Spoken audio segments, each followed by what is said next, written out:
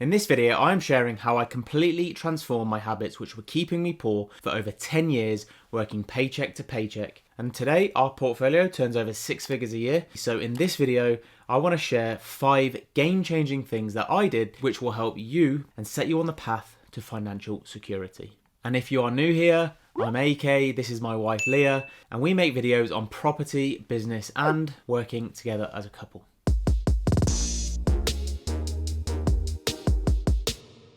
So let's talk about the very first habit that is keeping you poor, and that is not paying yourself first. Pay yourself first is an investor mentality and is something that I genuinely hadn't heard of until I educated myself in personal finance. Let's just rewind back to 2018. I was in my corporate job and I was just desperately unhappy, living for those times where I essentially get to book a holiday and get out the office and get away. And I vividly remember lying on a beach one holiday and I started reading my first book on money and real estate. And it's a very common book in that world. It's called Rich Dad Poor Dad by Robert Kiyosaki. In the book, Robert Kiyosaki explains the difference between a wealthy, middle class and a poor mindset, whereby the rich buy assets, the poor only have expenses, and the middle class buy liabilities they think are assets. And I started to list out everything I was buying and none of them were income producing assets. Like I used to constantly wait until that new month started and I could go on ASOS and I could just be like, cool, what new garment do I need that I'm probably going to get rid of in a month's time, right?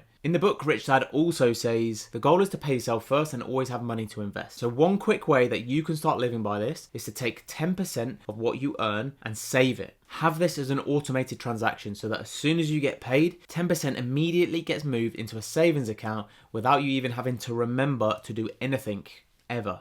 Right now in the UK especially, savings accounts are better than they have been previously, better than they have been in quite a while to be honest. So take advantage of that. Maximize the higher interest rates on the savings accounts that we are seeing. Now the goal here is to make sure that a percentage of your income is first saved or invested before monthly expenses or any other purchases are made. If you are serious about changing your financial habits, then this is probably one of the most important things that you can do.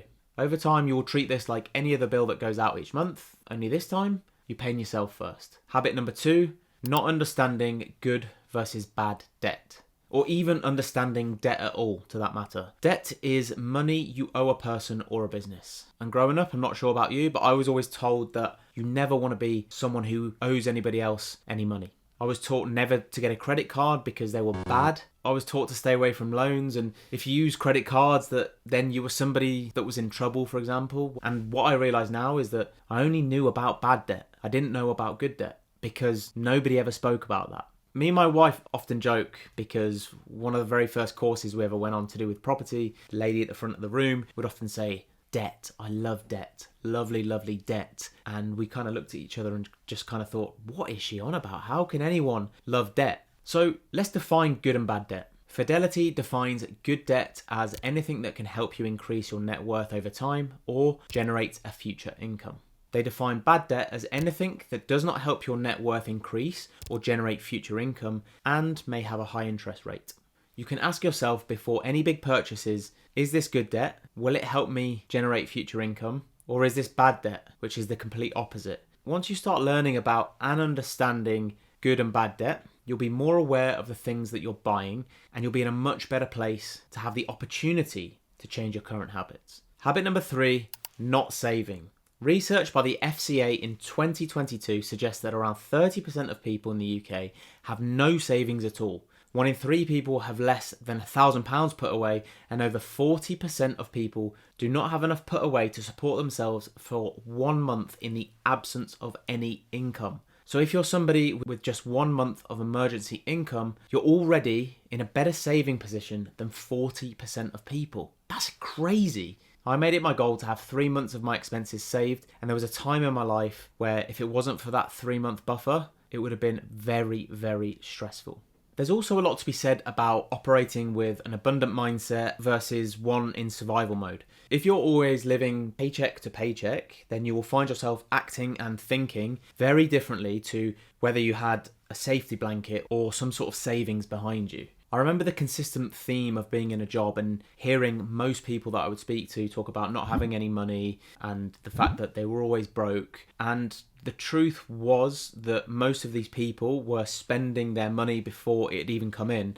It would be new suits, new clothes, new cars, new watches, jewelry, that sort of thing. And actually, what a lot of people don't realise is that it's these actions that actually keep you on that hamster wheel, because you're earning more, therefore you spend more. The more you spend, the more you then have to earn more to keep up with that spending, and you are on a constant loop. You can only really start to address this by knowing your income and expenses, which leads me on to point number 4, not understanding your income and expenses. And it embarrasses me to say that I literally didn't understand how much I used to make, save, spend, and ultimately was left with each month when I worked in a job.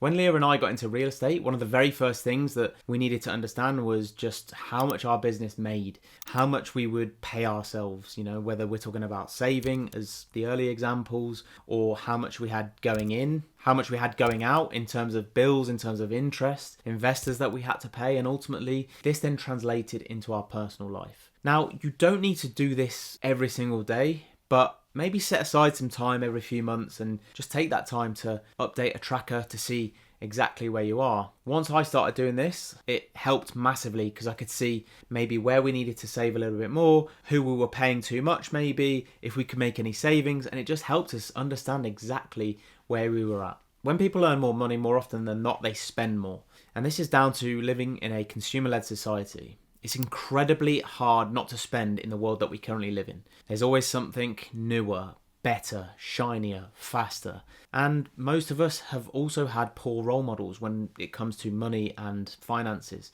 Most of us have not really had any financial education. And I definitely didn't start to make any changes until I was in my mid-30s. Have you ever wondered why most lottery winners go broke after the money runs out? It's the same spending habits we see for people with a job promotion. You upgrade the house, you upgrade the car, you upgrade the clothes. The list just goes on and on.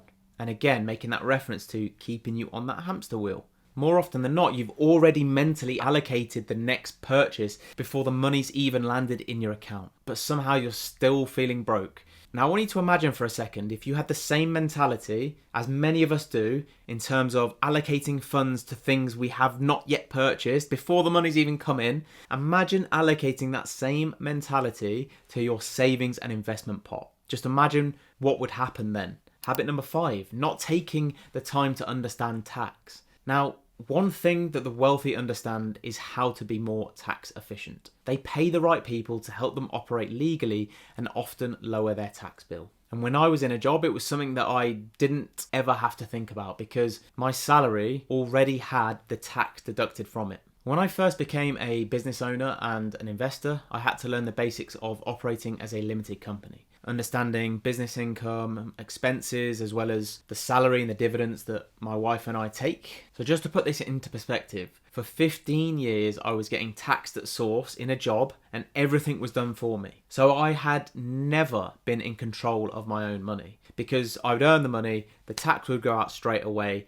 and I would just be left with what I'd be left with. So I had no sense of how to be more efficient with my taxes. I didn't understand self-employed people or business owners that used to take photos of receipts. And I remember sitting at a table one time having a meal with a friend who had her own business and she was taking photos of the receipts from dinner and I just had no idea why she was doing that. And again, it was something we were never taught at school. We are not taught this stuff, so we have to go out there and seek it to understand it. It was all new to me completely. My wife actually had her own business before we started investing and she was always very clued up on tax and those types of things. So she taught me some basics, but we also got ourselves a specialist property accountant and a tax advisor that could really help us understand how all of this worked. So with our tax advisor, I learned about ways in reducing our corporation tax bill by allocating money to my pension as an example. I've learned about expenses which are tax deductible and therefore lower our tax bill. And I've also learned more complex structures such as utilising my pension to actually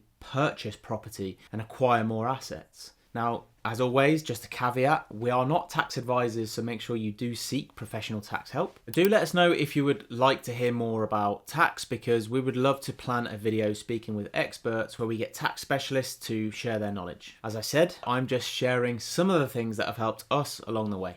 If you like this video, then you may also like one of our other videos about whether now is a good time to invest in property or if you should wait. That will be linked up in the cards. Please remember to like this video and to subscribe, and I'll see you in the next one. Bye.